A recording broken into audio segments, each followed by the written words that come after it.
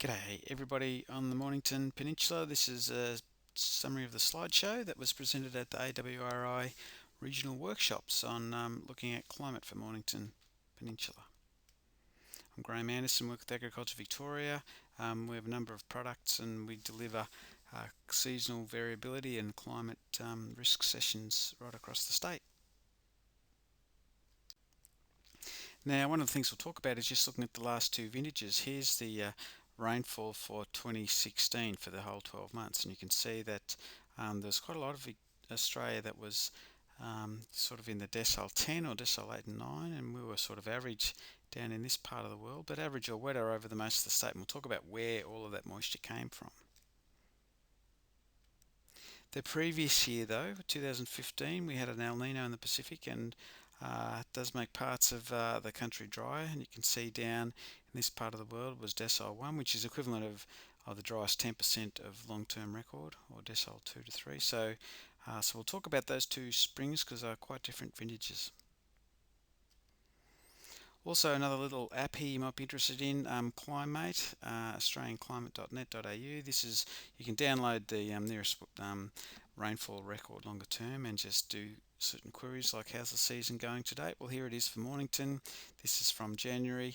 And you can see here the blue line's the long-term average and the red is just how we're comparing this year to previous years. So it was sort of, most of this year's been above average, and that dry June we've just had has brought us back to just below average.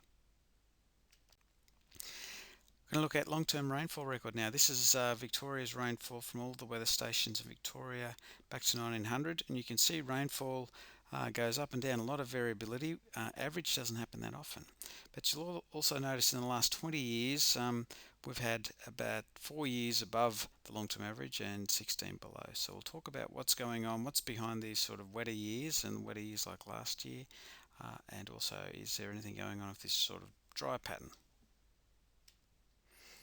Okay, now here's a long-term rainfall record for Mornington. Goes back to 1869, starting here, and you can see this is sort of dry years of close to 400 mils rainfall, and this is wetter years of over 1,000. But you can see the long-term average 740 mil. A lot of variability in the record there. And when we look at the last 20 years, there's been 12 drier than average and 8 wetter, so that's probably batting a bit better than the average for a lot of parts of the state. I'd say it's probably been helped by being closer to the coast. And here you can see that Mornington rainfall record just in seasons, so summer, autumn, winter and spring. Lots of variability in that record. Perhaps the one season a bit different. There's been a few more drier autumns there in the last 20 or 30 years than there are wet ones. Here we've got Red Hill. Rainfall record goes all the way back to 1900. You can see it's a wetter 993 millimetres long-term average as you head up the hill there. This is years where the rainfall was over 1200 mil here, and then some dry years where it's closer to 600. So a lot of variability there. I guess it's interesting when you look there, there's a bit of a stronger dry signal. In the last 20 years there's only been 4 that have been wetter and 16 drier. So as you head further inland and usually up the mountains in Victoria, you can see a bit more of a drier pattern in that last 20 years. Also Red Hill, here's the seasonal records, summer, autumn, winter and spring. You can see there certainly more drier autumns, also less wet winters you can see in that record too, and probably as well in spring. So what's behind the wetter and dry years down in our part of the world? You can see here we happen to live at the place, the crossroads of 4 big climate drivers, and to make rainfall basically we need 2 things. First of all, we've got to have a really good source of moisture, and we get most of our moisture from the warm tropical oceans to our north, and when that moist air hits actually the cold air, and you can see all of the cold air whizzes around the southern ocean, and we've got all of these cold fronts that queue up and then sweep across southern Australia. When that's a combination of the moisture hitting that reliable sort of source of rainfall triggers that gives us reliable rainfall. And we've got the El Nino Southern Oscillation. It's a good source of moisture. The trade winds blow towards Australia. It's normally bringing moisture. In El Nino years that breaks down and the actual trade winds go backwards, or the moisture's all falling out in the central Pacific and not over here. So that's some years that sort of moisture supply can be disappearing. And out here, the Indian Ocean Dipole, it was actually a really good source of moisture last year in 2016.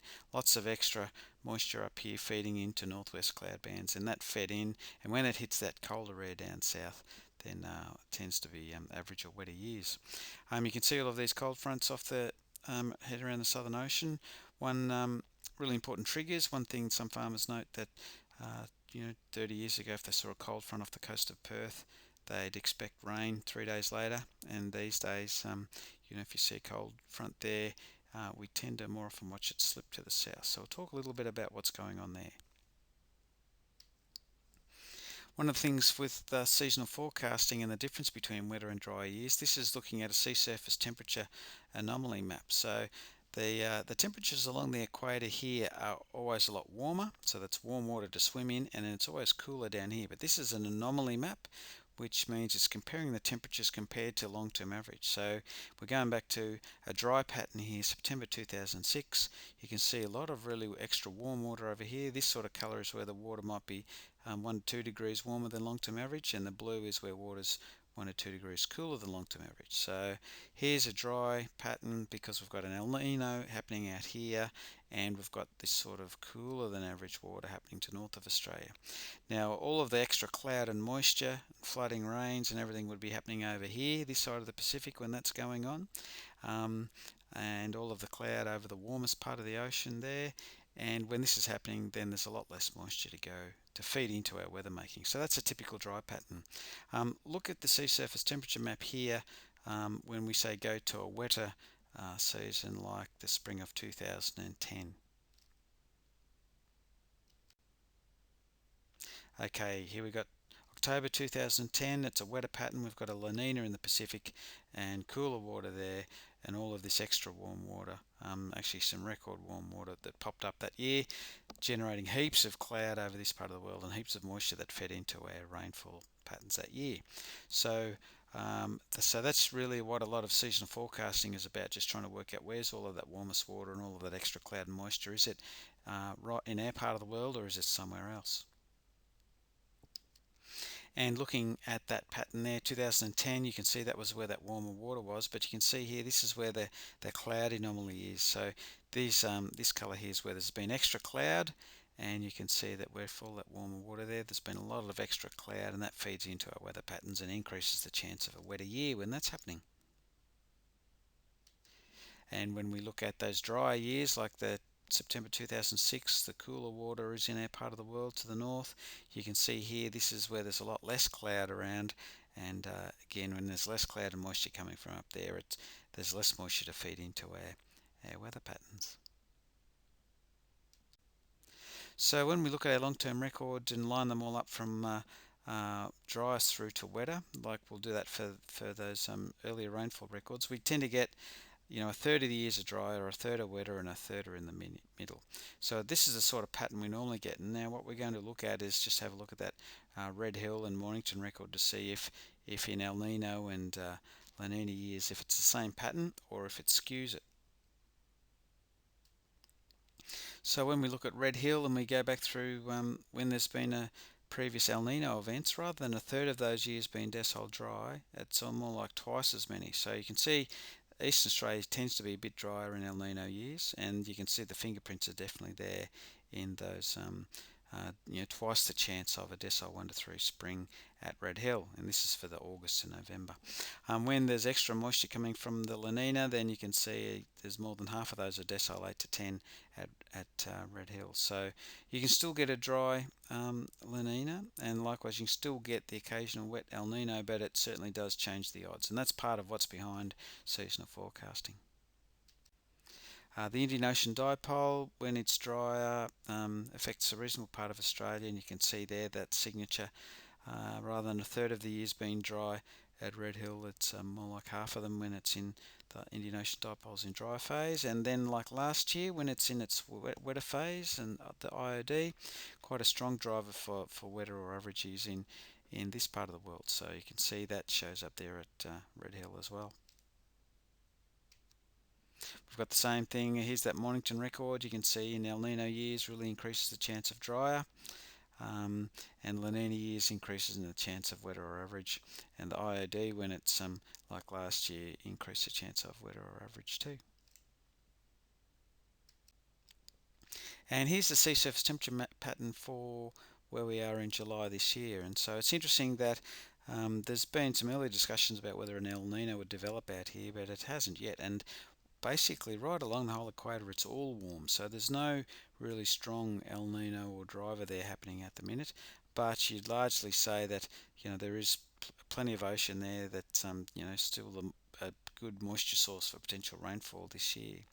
This one there's been a little bit of a watch on to see. We don't want to see too much cooler water up there, and that's what a lot of the forecasters are watching to so that this area doesn't go blue over the spring. One of the things also that's been happening of recent, this is pressure pattern, and these colour here are lower areas of lower pressure, and the red is sort of areas of higher pressure. This is just through May and June. And one thing we have had, while there's no strong El Nino underway, we have had more than our fair share of pressure, and that's been hanging around a bit this year. So a lot of the forecasting is trying to look at, well, will that continue or not? Now there's a range of seasonal forecast models throughout the globe really. We've got the Bureau of Meteorology does 1 to 3 to 6 month forecasts. We've got the European model. There's the AWRI model in the US. We've got the UK model as well, and there's a Japanese, Chinese, Koreans. There's a whole lot of global forecast models where they're trying to look at, well, where is the oceans going to be delivering most of the moisture in the coming months. So Dale Gray with Agriculture Victoria puts these together. Here's a number of different models. This is in a newsletter that you can subscribe to. It's free. Just drop an email to the.break@ecodev.vic.gov.au. Dale goes through each month, looks at all of those different climate models, the European model, the Bureau's model, the Japanese, NSAP, NASA, Japan. These are the model runs for July, for August, September, October, what they think will be happening in the Pacific Ocean, the Indian Ocean dipole, and then whether they think Victoria might be drier or wetter. So you can see just if this current outlook as of July, there's 1, 2, 3, 4, 5, 6, 7 of those models have got a thinking Victoria might be a bit drier. So usually in experience, when more than half of these models are starting to say that they think your part of the world's going to be drier, it's worth taking note of. And also the models have a 4 to 6 month outlook, so Dale puts that together as well, and this is for November, December, January. Interesting there, we can see there's a couple with a bit of drier hint, but there's also what's popping into the forecast, those longer forecasts, is a few thinking slightly wetter, especially in parts of eastern Victoria. So 4 to 6 months is a fair way out, but you'd be watching that over the coming months and to see if that wetter signal stays there. So that's what the seasonal forecast update in the fast break. There's basically up-to-date commentary on that and how things are shaping up for Victoria. Right, so what I've talked about is the key drivers behind our seasonal variability. Now, is there anything different going on? So here we've got maximum temperatures records for Victoria going back to 1910, and you can see summer, autumn, winter and spring. While there's a lot of variability in that record, you can see that for all of those seasons, the last 10-20 years, we've been consistently a lot warmer. And I guess with climate change, the Bureau explain it that we're basically squeezing in an extra month of summer. So most of those seasons are all warmer, winter's milder, but of interest is spring's our fastest warming season. You can see the last 10 years there, we've had a number of springs that have been between 1 to even 3 degrees warmer than long-term average. And what's interesting here is that last year, 2016, we had a year that was pretty close to average. And then 2015, that spring was almost 2 to 3 degrees warmer than long-term average. So a really big difference in temperatures between those two. And what we've got here, this is just that spring temperatures for last year, 2016. We're pretty close to average. Because we had a wetter year, there was a lot of extra cloud, and that tended to just keep averages, the temperatures pretty close to average there. When we look at the spring of 2015, you can see it was quite warm over a lot of Australia, and for down in these southern parts, we were, up into the highest, warmest spring on record. So two very different springs, which left their mark on the grapevines. And you can see that pattern there. That's the previous year, 2014. So these sort of colours here are decile 10 temperatures, or hottest 10% of years or on record. So very warm 2013, 2012, 2011 too. So that's part of a broader pattern of those warmer springs happening more often. Now, one of the things, just reading this paper recently, which was just talking about looking at the relationship between viticultural climate indices and grape maturity, and it just looked at a number of vineyards in Victoria and across Australia, and saying that daily heat summations for the months of September, October and November showed the best correlation to the day of year of maturity, suggesting that springtime temperatures were important relative to the timing of grape maturity. So I guess when you look at those last 2 years of 2015 being really warm, it sort of fired things up early, so you had earlier harvest, and then last year was closer to average in terms of spring, which reflected in the vintage harvest dates. Something that's also a little bit different compared to normal, here's pressure over southern Australia since 1950, where it's been getting a bit stronger. So you can see this region of southern Australia. This is a pressure pattern. Some years the pressure's stronger, and they're typically El Nino years, but you can also see there that variability has a trend line about it. So every now and then we pump into higher pressure. So that's something that I expect as the world gets warmer. The pressure pattern over southern Australia was expected to get stronger, and that's what's happened. It's actually being measured. And one of the things just to note, this is that pressure again, and just looking at the June we just had this year, we actually broke a record there for pressure.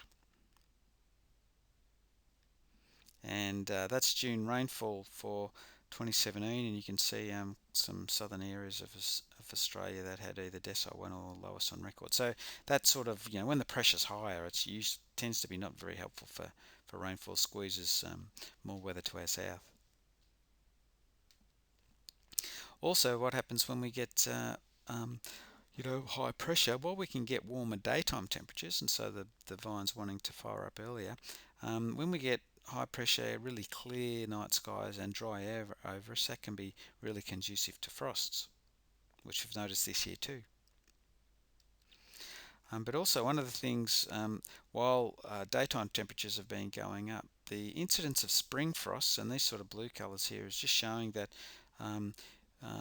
in some areas there's just as many, or even the risk of August to November frosts is just as bad as it was, or in some areas it's getting a bit worse, and that's just because of that rising pressure pattern. So not so bad down south, but it is one of those issues, I guess, that if the pressure pattern continues to rise, then that risk of late frost still hangs around. The last bit just on climate change projections, looking into the future. This is where, with a lot of the climate models, when they put them all together and say, well, if the world's a bit warmer, where might it rain more or less? And so these colours here are showing where in a warmer world the model's expecting it might get a bit wetter. This is where they're a bit mixed, and these areas are where the models think it'll be more likely to be drier. So you can see along southern Australia quite different to perhaps northern Australia. Largely that in a warmer world the tropics expands from the equator, pushes everything south, so that just sort of means that southern Australia is likely to be a bit drier. What's interesting is this is the actual observed rainfall for April to October since 97. So what's been observed has just been those dry bits down south, which happens to include us, and that's what they expected, and that's largely what's been playing out. Still a lot of variability, but mainly to do with that rising pressure pattern. And another good way of looking at it, this is some work done by David Stevens from the Australian Export Grains Innovation Centre, who's looking at rainfall seasonality for the last 100 years and then compared that to the rainfall seasonality since 2000. So obviously we have areas that are summer-dominated rainfall zones and strongly winter-dominated rainfall zones, but that was up to 2000, and then he just looked at what's happened in the last 16 years, and what it found was that most of those zones had shifted south. So and it's a pretty good way of looking at it in terms of future climates, that basically most of our climate zones get shifted south. Now there's successful farming and agriculture happening over all sorts of climate zones. So it's not climate zone that determines your lot, but the adjusting as the zone changes, that does mean that we've often got to adjust our practices or and varieties or whatever as we deal with changing seasons. So there's lots being done to tackle variability in climate change on farms, lots of great stuff, and there's lots of things in our favour with modern day technologies and R&D genetics and innovations which all serve us well. Also improve on farm and all regional infrastructure is really important, and particularly for a lot of farms down south that we've water storage and water security is a really key one, because we've probably just got to be planning for every now and then the odd dry year or years where there's a bit less runoff. So looking at what our plan A, B, and C is there. Lots of things in the favour with growth in local and export markets. Also, some biosecurity issues. We've got to stay on top of that. Really important. Having business management for variable years and incomes always been a really key, important thing, and it'll only get more important. Having good farm plans, looking after soils, and basically looking after our natural assets when they're going through either the big droughts or the big wet periods. That's always been important and will be. And also just looking at our soils and how can we improve the health of our soils, so that perhaps if we're making sure that if we're getting the occasional bigger rainfall event, that our soils are set up to soak up more water and store it there for our plants so they can access it when they need to. So soil health's a really important adaptation measure. And one of the key things, of course, which is what the workshops are all about, making sure that you've got really good networks and knowledge channels, so that as we go through each season, we can all share what's worked, what hasn't, and then just plan that into the next season. So hope that's been of use. If you like to get those seasonal updates, monthly updates, just drop an email to the break at ecodev.vic.gov.au, and all the best.